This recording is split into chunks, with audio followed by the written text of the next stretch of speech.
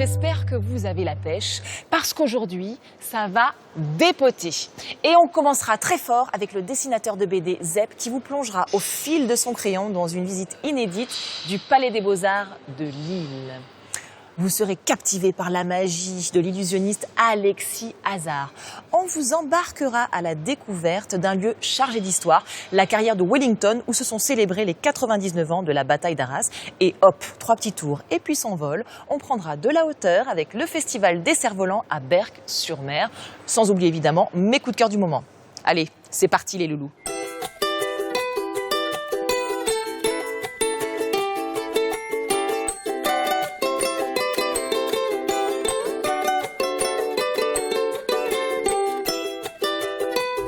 Le dessinateur de BD le plus populaire de France, Zep, a toujours bonne mine. Et cette année, entre 2 coups de crayon, il s'invite à l'Open Museum des Beaux-Arts de Lille et nous offre une relecture impertinente et actuelle de l'histoire des Beaux-Arts et du musée. Alors autant vous dire que vous allez découvrir le musée comme vous ne l'aviez jamais imaginé.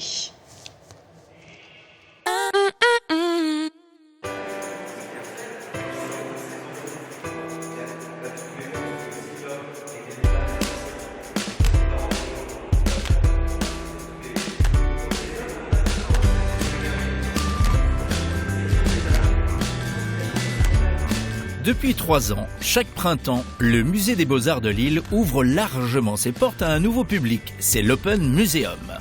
Régis Cotentin en est le coordinateur artistique.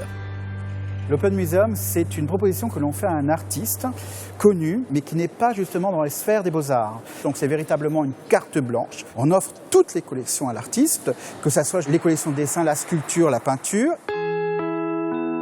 Après la collaboration du groupe de musique Air et du collectif Interduc, cette année, c'est le coup de crayon de Zep qui vient secouer toutes les collections du musée. Alors Zep, c'est un des auteurs les plus importants de bande dessinée. Donc chaque projection, parce qu'il a choisi le mode de la projection, non pas du dessin, pour chaque projection, vraiment ça concerne une époque de l'histoire de l'art et ça pose une question essentielle.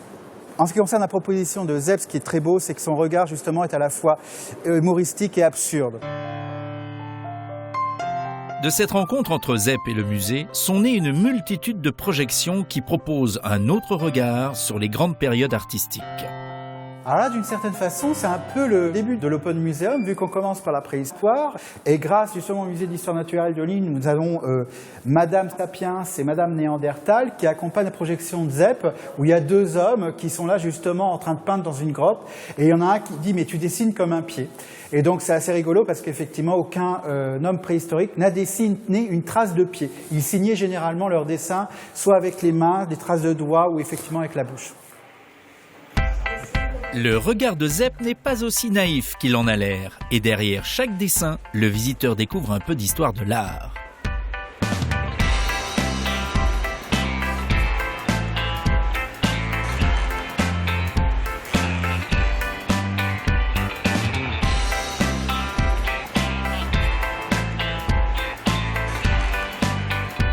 Alors donc là, pour la descente de croix de Rubens, qui est un des tableaux les plus importants de nos collections, Zep s'amuse beaucoup de cette peinture classique. À la fois, ça pose vraiment la question de la pose, parce que évidemment, quand on est face à des grandes compositions comme celle-ci, où il y a plusieurs personnages, on ne pouvait pas demander à chacun et à tout le monde de pouvoir poser en même temps et sur plusieurs heures. Et donc, une composition comme celle-ci demandait de nombreux jours et de nombreux mois de réalisation.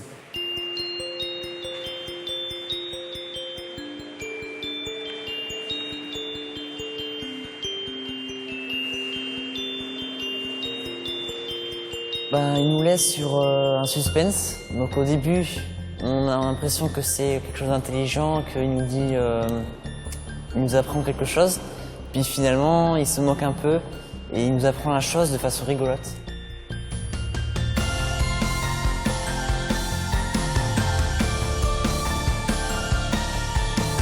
Si vous connaissez le musée des Beaux-Arts, ces facéties vous réjouiront. Si vous ne le connaissez pas ou si le musée n'évoque pour vous que d'ennuyeuses sorties scolaires, c'est le moment d'y aller et d'y emmener vos enfants. Zep, lui, y restera jusqu'en octobre 2016. Eh bien, je me trouve à présent au Palais des Beaux-Arts de Lille, en compagnie de Bruno Girvaud, le directeur des lieux. Bonjour Bruno. Bonjour. Alors moi, la première question que j'ai envie de vous poser, Bruno, c'est comment devient-on le directeur du Palais des Beaux-Arts de Lille ? Pour ma part, je n'ai jamais imaginé que je deviendrais directeur de musée. C'était très loin de mes préoccupations. Moi, je voulais faire du rock and roll. Voilà, et donc j'étais guitariste et chanteur. Et donc c'est assez tard que j'ai décidé que finalement j'allais peut-être travailler dans la culture, dans les musées. Moi, je suis historien de l'architecture, spécialisé dans l'architecture du 19e siècle et même dans l'architecture polychrome du 19e siècle. Ah, à un moment, très précis. Oui, très précis. À partir de là, on regarde quels sont les musées qui nous intéressent. Et une opportunité s'est présentée à Lille. Et donc j'ai sauté dessus. Et alors, quelle est la mission du musée selon vous ? Alors, la mission d'un musée, elle est définie par un texte de loi. Il y a une loi musée qui dit qu'on doit conserver, transmettre à la génération suivante et aux générations le patrimoine qu'on nous a confié. Alors là, en ce moment, c'est donc l'Open Museum. L'invité cette édition, c'est donc Zep, le dessinateur de BD.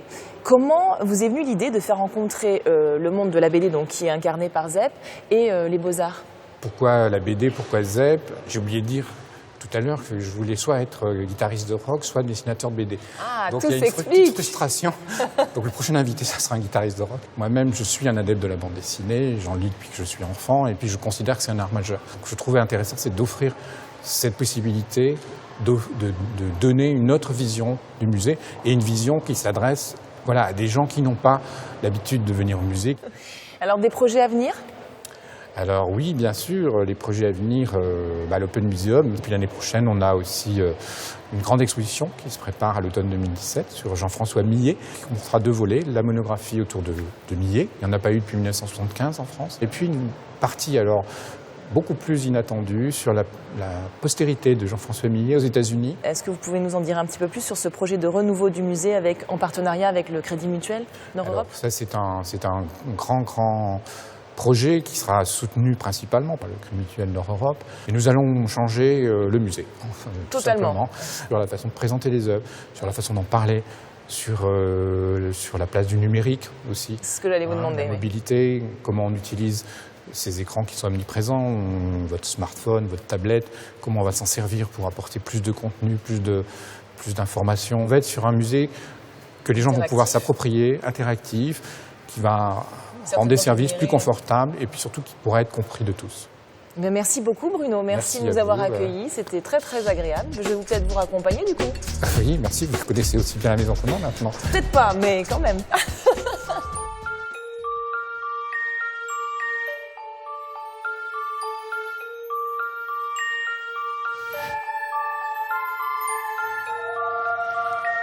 Magie rime toujours avec rêve.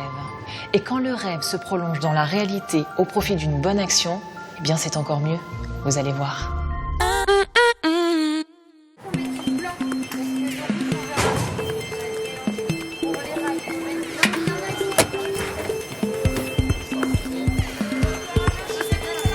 Derrière les portes du théâtre Sébastopol à Lille, on déballe ce matin tout un attirail d'objets hétéroclites et un peu mystérieux.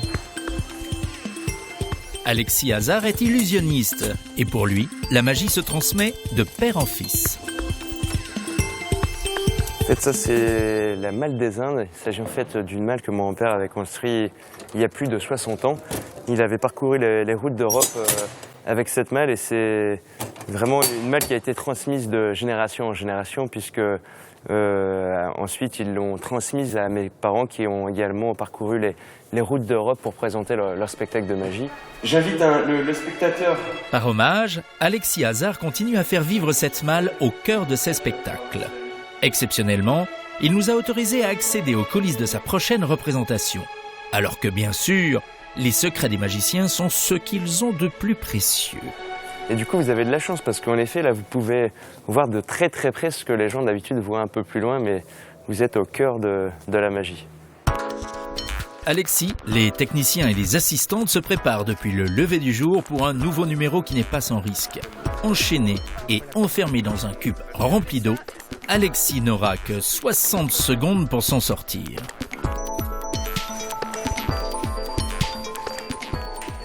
Et puis c'est les premières fois, donc comme c'est une première fois, même si j'ai pensé à tout ce qui était possible, il y a toujours une part d'inconnu. Puis aujourd'hui, en plus, c'est un véritable défi. Ce spectacle de magie est particulier car il est spécialement conçu pour l'association Ludhôpital qui offre des moments privilégiés aux enfants des hôpitaux.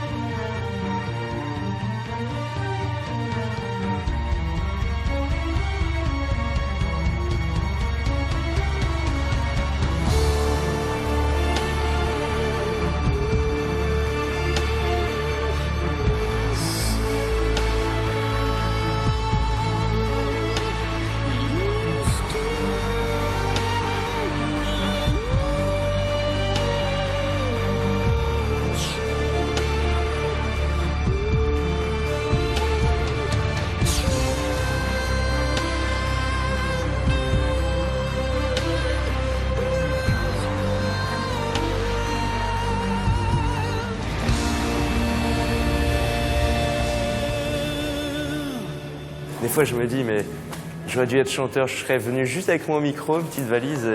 Mais en même temps, j'adore la magie et c'est vraiment ma passion.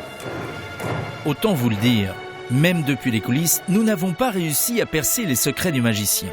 Si vous pensez y arriver, rendez-vous à la 16e édition du Festival de la Magie qui aura lieu à Lille Métropole les 21 et 22 mai.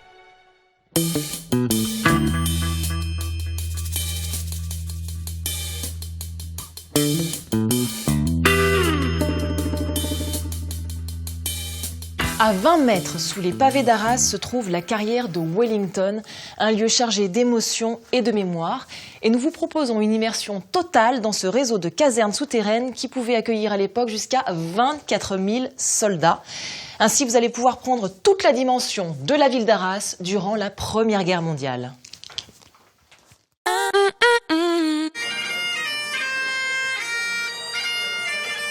Le 9 avril 1917, les Alliés lancent une vaste offensive contre les lignes allemandes dans le Pas-de-Calais. C'est la tragique bataille d'Arras. De cette bataille, il reste un étonnant musée et un mémorial connu jusqu'à l'autre bout du monde.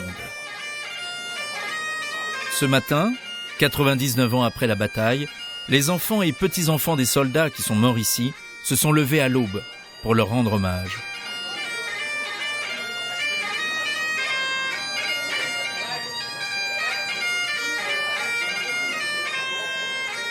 Mais pour bien comprendre ce qui s'est passé ici, il faut mettre un casque.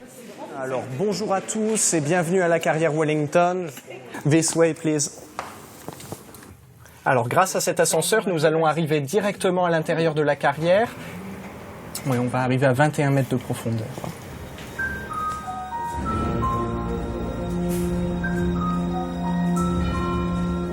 Bon, ici, quelques repères simples. Déjà, on a les lieux, la France, la Belgique, l'Allemagne. On a cette ligne en rouge qui est la ligne de front, bien sûr. Et on a cette année, 1917. Alors, 1917, c'est l'année de la bataille d'Arras qui commence le 9 avril 1917, donc juste ici. Pour prendre les Allemands par surprise, les Alliés ont décidé de cacher une armée de 25 000 hommes sous la ville d'Arras. En quelques mois, ce sont des kilomètres de tunnels qui ont été creusés dans les anciennes carrières de craie. Alors devant vous, vous avez la carte du réseau souterrain qui a été creusé par les Néo-Zélandais entre les différentes carrières de la ville à partir de novembre 1916. Ils sont envoyés par l'armée britannique pour creuser un réseau de 19 km de long entre les différentes carrières qui existaient dans la ville. Ils creusent ce réseau uniquement à la force des bras en moins de 6 mois, donc c'est un travail remarquable qui a été accompli par ces tunneliers néo-zélandais. Claire Machiter est la petite fille d'un tunnelier néo-zélandais. Les traces de sa présence sont partout le long de ces parois de craie. Aujourd'hui encore, on peut sentir l'humidité dans ces murs. Et imaginez à quel point cela a dû être effrayant, angoissant d'être sous terre pendant la guerre, sans jamais savoir ce qui allait se passer.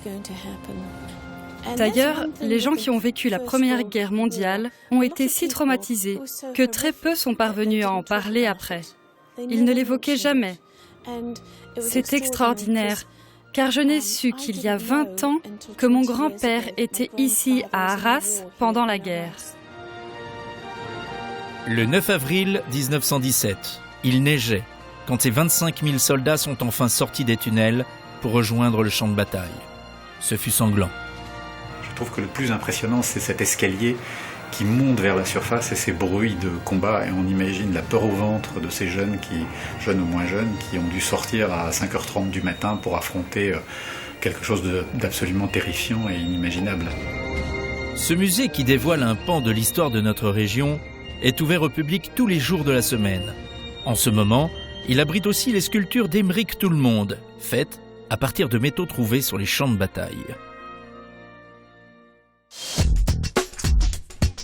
Eh bien, je me trouve à présent dans les carrières de Beauve, en compagnie d'Alexandre Malfait, qui est le président de l'Office du tourisme d'Arras, qui est l'adjoint au maire de la ville d'Arras et qui est également conseiller départemental du Pas-de-Calais. Bonjour Alexandre. Bonjour.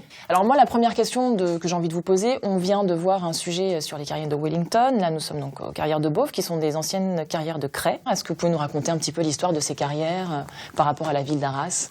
Nous sommes ici effectivement donc, sous le beffroi, sous les places, donc dans les Beauvs d'Arras, qui ont aussi servi pendant la Seconde Guerre mondiale, donc notamment à s'abriter. Et puis la carrière Wellington, donc qui a ouvert en 2008, qui se trouve donc au sud de la ville d'Arras, qui elle a servi donc au cours de la Première Guerre mondiale, puisqu'elle a été creusée à partir d'un projet complètement fou, notamment donc des armées anglaises, qui était de pouvoir imaginer une attaque vis-à-vis des lignes allemandes. Jean-Marie Presto, qui était l'ancien directeur de l'Office de tourisme, a convaincu l'ancien maire d'Arras, Jean-Marie Van Lorenberg, de faire de ce lieu un lieu de mémoire, un lieu touristique. Donc à partir de là, il y a eu tout un travail de sécurisation, un travail de scénographie pour en faire un vrai lieu de mémoire et pour permettre que les visiteurs puissent se retrouver dans les conditions finalement de l'avant-bataille d'Arras.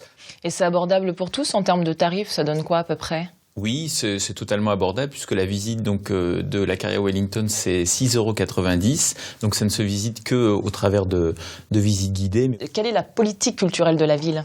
Alors la politique culturelle de la ville, elle est animée au travers de grands événements, une saison vraiment qui va du 1er janvier au 31 décembre. On connaît évidemment le plus gros événement qui est le Main Square Festival, mais nous avons aussi de grands événements structurés autour de la chanson française avec le festival Fête de la chanson, la musique classique avec le festival des Inouïs, le jazz puisque prochainement nous aurons l'Arras Jazz Festival, nous avons un salon du livre au 1er mai, c'est-à-dire vraiment, nous avons vraiment des temps forts quasiment une fois par mois. Alors le Main Square, donc c'est la 12e édition cette année, me semble-t-il, dans la citadelle d'Arras.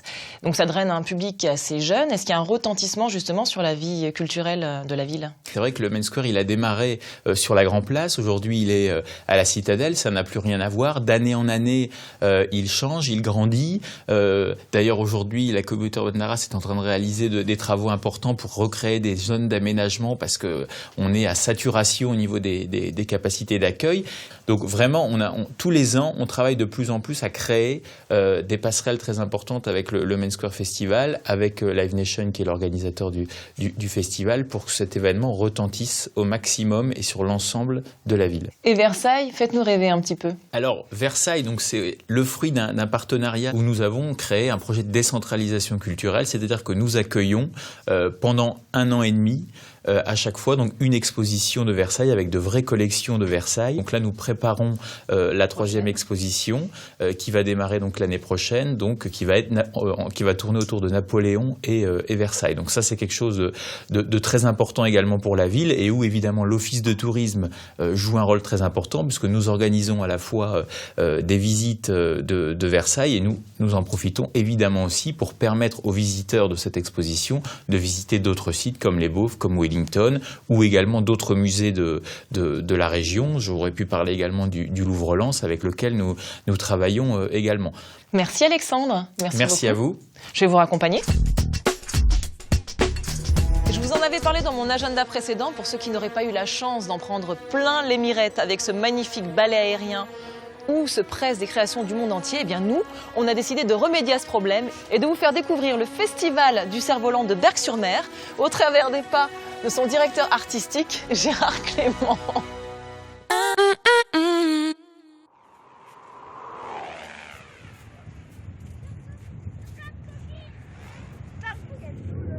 Huit parallèles.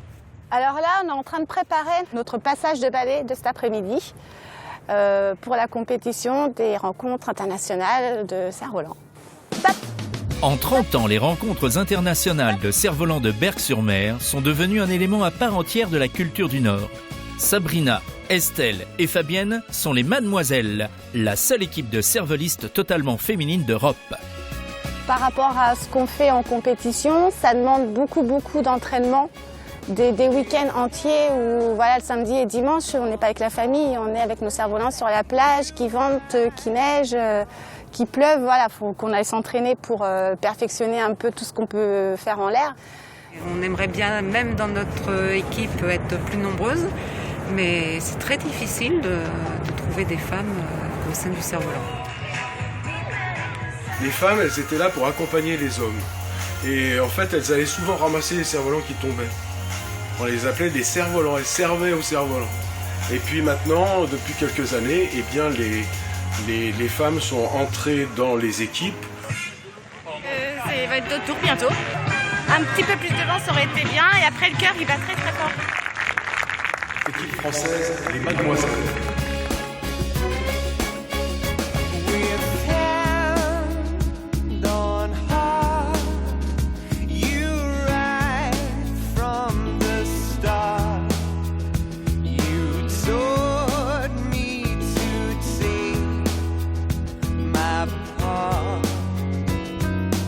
Super bien passé. On est content, t'as vu le sourire? C'est la bonne ambiance, c'est la rencontre avec tous les cervelistes, qu'ils soient étrangers, français, tout le monde cohabite en même temps et ça c'est génial. Cette année, les 13 meilleures équipes de cervelistes du monde entier s'affrontent depuis 4 jours à coups de balais synchronisés.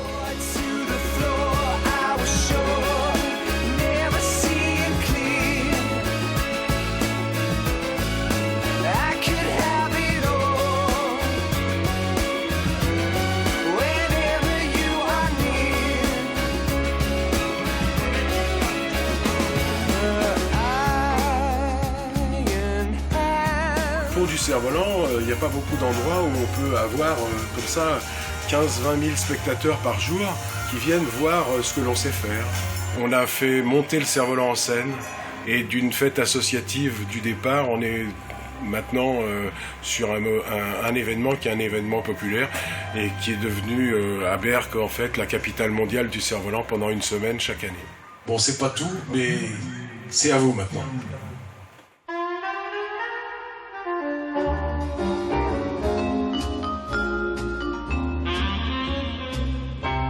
De fait, le Festival de Berck est chaque année le plus gros événement organisé dans le Pas-de-Calais et le 3e de la région.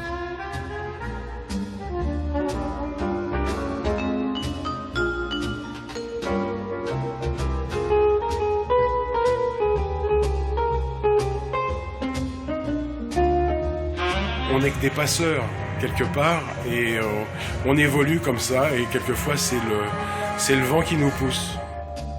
Pour ceux qui n'ont pas pu en profiter cette année, la prochaine édition a lieu dans un an, à la mi-avril. Le temps de préparer vos cerfs-volants. Alors évidemment, je n'allais pas vous quitter sans vous donner mes coups de cœur du moment. Et on commence en beauté avec le Parisien Low Jack, qui va vous embarquer dans son univers avec ses rythmes agressifs sur des tempos lents et ses synthés hypnotisants.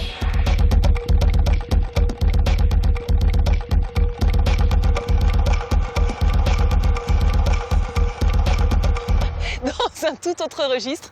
Si vous avez envie de rire jusqu'à plus soif, au point que vos zygomatiques s'en souviendront des jours après, eh bien je vous invite à aller jusqu'au 21 mai au Spotlight de Lille, voir mon coup de cœur absolu, Émilie Delettré, dans une comédie, un one-woman show désopilant qui s'intitule Confession d'une bouchère. Alors, je sais pas vous, mais moi, dès que j'entends le mot magie, eh bien, je retombe instantanément en enfance, dans le rêve, et je m'émerveille de tout. Je vous invite vivement à aller au Festival de magie de Lille qui a lieu les 20, 21 et 22 mai. Et là, au moins, vous verrez de vrais tours de magie. Vous allez vraiment vous émerveiller. Et on continue dans la joie et la bonne humeur le 27 mai au Grand Mix Tourcoing. Si vous avez envie de vous faire un petit revival, est-ce que vous vous souvenez de ce groupe mythique, les Innocents multi-auréolés de Victoire, qui chantait Colore le monde, sans feutre, sans épreuve ni bombe. Et alors, si vous avez envie de faire bouger frénétiquement votre body, eh bien c'est très simple. Allez le 2 juin à la Lune des Pirates, écoutez mon groupe chouchou, le groupe Nozu, sa musique dansante, ses rythmes endiablés et ses vocalises syncopées. Et ben voilà, l'agenda d'Amanda c'est déjà terminé. Oui, je sais, moi non plus, j'ai pas envie de vous quitter, mais toutes les bonnes choses ont une fin. Pas de panique, on se retrouve le mois prochain. En attendant, prenez bien soin de vous. Je vous embrasse, salut.